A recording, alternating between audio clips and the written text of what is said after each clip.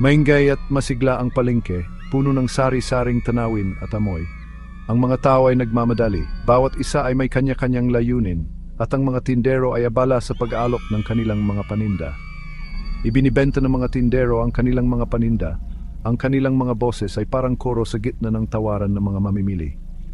Ang bawat sigaw ay may kasamang pag-asa na makabenta, at ang bawat tawad ay may kasamang pangarap na makatipid. Ngunit sa ilalim ng makulay na harapan, isang nakakakilabot na alamat ang bumubulong sa paglipas ng panahon. Ang mga anino sa mga sulok ay tila may sariling buhay, at ang hangin ay puno ng mga lihim na hindi mabigkas. Sinasabi nila na ang lupa mismo ay may mga tinatagong lihim na sa ilalim ng mga pwesto at mga bato ay nakahimlay ang mga natutulog na patay. Ang mga kalansay na ito ay minsang naglakad sa mundo at ngayon ay bahagi na ng kasaysayan ng palengke. Isang lumang sementeryo na kalimutan at tinabunan na lamang sa ngalan ng progreso. Ang mga puntod ay natakpan ng mga bagong estruktura, ngunit ang kanilang presensya ay hindi tuluyang nawala. Nagsalita ang mga matatanda tungkol sa mga hindi mapakaling espiritu. Ang kanilang kapayapaan ay nagambala ng walang tigil na ingay ng komersyo. Ang kanilang mga kwento ay puno ng babala, mga paalala na ang mga patay ay hindi dapat binabalewala. Ang kanilang mga bulong ay naging mga babala, mga kwento ng mapaghiganting mga espiritu na inaangkin ng mga buhay bilang kanila. Ang mga kwentong ito ay nagbigay ng takot sa mga nakikinig, ngunit marami pa rin ang nagdududa. Ilan lamang ang nangahas na maniwala, itinuturing ng mga kwentong kutsero lamang ang mga ito. Ang karamihan ay nagpatuloy sa kanilang mga gawain, hindi alintana ang mga babala ng mga matatanda. Ngunit kapag ang buwan ay bilog at mabigat na nakasabit sa langit, isang nakakatakot na pangamba ang bumabalot sa palengke. Ang mga anino ay nagiging mas mahaba at ang mga bulong ay nagiging mas malakas, tila nagbabadya ng isang bagay na hindi may paliwanag. Katahimikan ang bumalot sa palengke habang ang takip silim ay sumuko sa gabi. Ang dating matingkad na mga kulay ay kumupas sa ilalim ng malaaswang na liwanag ng kabilugan ng buwan. Nagbigay ito ng kakaibang putla sa mga natitirang tindero. Ang kanilang mga mukha ay bakas ang pinaghalong pangamba at pagod na pagsuko. Ang hangin, na puno ng amoy ng mga pampalasa at mga sobrang hinog na prutas, ngayon ay may daladalang nakakakilabot na lamig. Ang katahimikan ay nababasag lamang ng langit-ngit ng mga kahoy na pwesto at kaluskos ng mga tela na tinatangay ng simoy ng gabi. Bawat anino ay tila gumagalaw, kumukuha ng mga nakakatakot na anyo sa dilim. At pagkatapos nagsimula ito, isang mababa at malungkot na alulong na tila nagmumula sa kailaliman ng lupa. Sinakop ng takot ang mga natitirang tindero. Nagmamadali nilang niligpit ang kanilang mga paninda. Ang kanilang mga kilos ay mabilis at desperado. Ang mga alulong ay lumakas, umalingaw-ngaw sa mga desyerto na eskinita. Bawat isa ay nagpapadala ng panginginig sa kanilang mga gulugod. Isa-isa, sila ay tumakas sa gabi, tumitingin ng may takot sa kanilang mga balikat. Ngunit hindi lahat ay pinalad na makatakas. Si Tatang Lin, ang kanyang lumang mukha ay bakas ng mga taon ng pagsusumikap, ay tumigil upang tulungan ang isang batang lalaki na tipunin ang kanyang mga nagkalat na laruan. Isang biglaang bugso ng hangin ang humampas sa palengke, umiikot sa kanila na parang isang multo. Nang humupa ito, ang matanda at ang bata ay nawala, naglaho ng walang bakas. Tanging isang walang laman na basket at mga nagkalat na kahoy na laruan ang natira, patunay ng kanilang nakakakilabot na pagkawala. Kumalat ang balita tungkol sa mga pagkawala na parang apoy, pinapalala ang takot. Ang palengke, na dating puno ng buhay, ay desyerto na ngayon sa ilalim ng kabilugan ng buwan. Maliban sa isang individual na naakit ng misteryo at determinadong tuklasin ang katotohanan. Ang kanyang pangalan ay Anya, isang dalaga na kilala sa kanyang matalas na pag-iisip at hindi natitinag na katapangan. Gamit lamang ang kanyang talino at isang lampara upang tumagos sa nakakasulasok na kadiliman, si Anya ay naglakas loob na pumasok sa puso ng abandonadong palengke. Narinig niya ang mga bulong, binalewala ang mga ito bilang pamahiin lamang. Ngunit ang mga kamakailang pangyayari, ang nakakakilabot na mga pagkawala, ay umuga sa kanyang pag-aalinlangan. Determinado siyang alamin kung ano talaga ang nangyari sa ilalim ng malaaswang na liwanag ng kabilugan ng buwan. Lumipas ang mga araw at naging linggo, bawat kabilugan ng buwan ay isang nakakatakot na paalala ng misteryo na sumasalot sa palengke. Gumugol si Anya ng hindi mabilang na oras sa pag-aaral ng mga sinaunang mapa at kupas ng mga scroll. Pinagsasama-sama ang nakalimutang kasaysayan ng lupain. Natuklasan niya na ang palengke ay talagang itinayo sa isang lumang libingan. Ang mga sagradong lugar nito ay nilapastangan sa ngalan ng progreso. Isang partikular na entry sa isang lumang journal ang nagpadala ng panginginig sa kanyang gulugod. Nagsalita ito tungkol sa isang bantay ng pintuan, isang hindi mapakaling espiritu na inatasang bantayan ng portal sa pagitan ng mundo ng mga buhay at ng kaharian ng mga patay.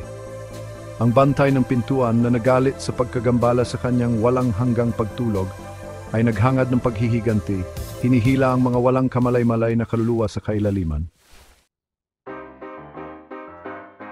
Seksyon 6. Isang desperadong plano. Alam ni Anya na kailangan niyang kumilos upang mapatahimik ang bantay ng pintuan at wakasan ang siklo ng takot. Natuklasan niya na ang portal ay sinasabing matatagpuan sa gitna ng palengke, nakatago sa ilalim ng isang sinaunang balon. Binanggit sa journal ang isang handog, isang tanda ng paggalang, na maaring makapagpatahimik sa galit ng bantay ng pintuan. Habang papalapit ang susunod na kabilugan ng buwan, tinipon ni Anya ang mga kinakailangang handog insenso, kandila, at isang pilak na barya. Ang mga ito, ayon sa journal, ay mga simbolikong tanda ng paggalang sa mga patay.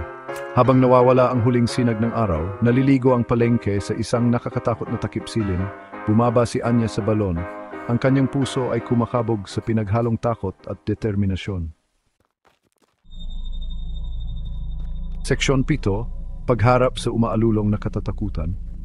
Bumigat at lumamig ang hangin habang bumababa si Anya sa balon. Ang amoy ng mamasa-masa na lupa at nabubulok ay pumuno sa kanyang ilong, dahilan para masuka siya. Ang mahinang liwanag ng kanyang lampara ay nag-iilaw sa magaspang na mga dingding na nagpapakita ng mga sinaunang simbolo na nakaukit sa bato. Nang makarating siya sa ilalim, natagpuan niya ang kanyang sarili sa isang makitid na silid. Ang hangin ay makapal na may nakakasulasok at kakaibang presensya. At pagkatapos, nakita niya ito. Isang umiikot na vortex ng enerhiya ang kumikislap sa gitna ng silid. Ang mala ethereal na liwanag nito ay naglalagay ng mga nakakatakot na anino sa mga dingding. Mula sa kailaliman nito, narinig niya ang nakakakilabot na mga alulong, puno ng sinaunang kalungkutan at galit. Ang bantay ng pintuan, nagambala at mapaghiganti. Seksyon 8. Isang sinag ng pag-asa sa kadiliman. Pinigilan ni Anya ang pagnanasang tumakas, ang kanyang puso ay kumakabog sa kanyang mga tadyang. Sa bawat tibok, nararamdaman niya ang takot na bumabalot sa kanya, ngunit alam niyang kailangan niyang manatiling matatag. Tinipon ang kanyang lakas ng loob, sinindihan niya ang insenso at mga kandila. Ang kanilang mga kumikislap na apoy ay naglalagay ng isang maliit na bilog ng init laban sa papalapit na kadiliman. Ang liwanag na ito ay nagbigay sa kanya ng kaunting pag-asa, isang paalala na kahit sa pinakamadilim na oras, mayroong liwanag na magbibigay ng gabay. Hawak ang pilak na barya, isang simbolo ng kapayapaan at pagdaan, tinawag niya ang bantay ng pintuan. Ang barya ay kumikislap sa kanyang kamay, isang tanda ng kanyang determinasyon at pananalig. Ang kanyang boses, kahit bahagyang nangiinig, ay umalingaw-ngaw ng may katapatan at paggalang. Sa bawat salita, nararamdaman niya ang bigat ng kanyang misyon, ngunit hindi siya nagpatinag. Nagsalita siya tungkol sa mga buhay, ang kanilang pagsisisi sa paglapastangan sa kanyang lugar ng pahingahan, ang kanilang pangako na parangalan ng alaala ng mga nakalibing sa ilalim ng kanilang mga paa. Ang kanyang mga salita ay puno ng damdamin, isang panawagan para sa kapatawaran at pag-asa. Ang mga alulong ay dahan-dahang humupa, napalitan ng isang nakakatakot na katahimikan. Ang katahimikan ay tila nagbigay daan sa isang bagong simula, isang pagkakataon para sa pagbabago. Pumulso ang umiikot na vortex, ang liwanag nito ay bahagyang lumabo na parang isinasaalang-alang ang kanyang mga salita. Ang enerhiya ay tila nag-aalinlangan, ngunit may pag-asa sa kanyang mga mata. Isang galamay ng enerhiyang umabot, pumulupot sa pilak na barya bago umatras pabalik sa kailaliman. Ang galamay ay nag-iwan ng bakas ng liwanag, isang paalala na ang pag-asa ay laging nandiyan, kahit sa pinakamadilim na oras. Seksyon 9. Naibalik ang kapayapaan. Isang alon ng init ang dumaan kay Anya, na para bang ang kalikasan mismo ay yumakap sa kanya. Isang pakiramdam ng kapayapaan ang bumabalot sa silid na tila ang bawat sulok ay puno ng katahimikan. Nawala ang vortex ng enerhiya na parang isang masamang panaginip na naglaho sa liwanag ng araw. Ang mga alulong ay kumupas sa isang malayong echo. Huminga ng malalim, naramdaman ni Anya ang bigat na nawala. Bumalik si Anya sa ibabaw na para bang muling isinilang. Ang palengke ay naliligo sa malambot na liwanag ng bukang liwayway na nagbibigay ng bagong pag-asa sa lahat. Ang hangin ay hindi na makapal sa takot sa matamis na amoy ng bagong lutong na tinapay na nagpapahiwatig ng bagong simula. Ang mga nawawalang tao kasama si Tatang Lin at ang batang lalaki ay muling nagtipon, ay muling lumitaw ng mahiwaga tulad ng kanilang pagkawala na parang walang nangyari. Wala silang maalala sa kanilang pagsubok. Tanging isang pakiramdam ng nawalang oras. Tanging isang pakiramdam ng nawalang oras at isang malalim na pakiramdam ng pasasalamat. At isang malalim na pakiramdam ng pasasalamat. Muling umunlad ang palengke na parang walang nangyaring masama. Ang madilim na nakaraan nito ay naibaon na at ang mga tao ay muling nagtiwala sa isa't isa. At si Anya, ang tagahanap ng katotohanan, ay naging tahimik na tagapag-alaga nito. Tinitiyak na ang kasunduang ginawa noong gabing iyon ay hindi kailanman masisira. At kapayapaan ay mananatili magpakailanman.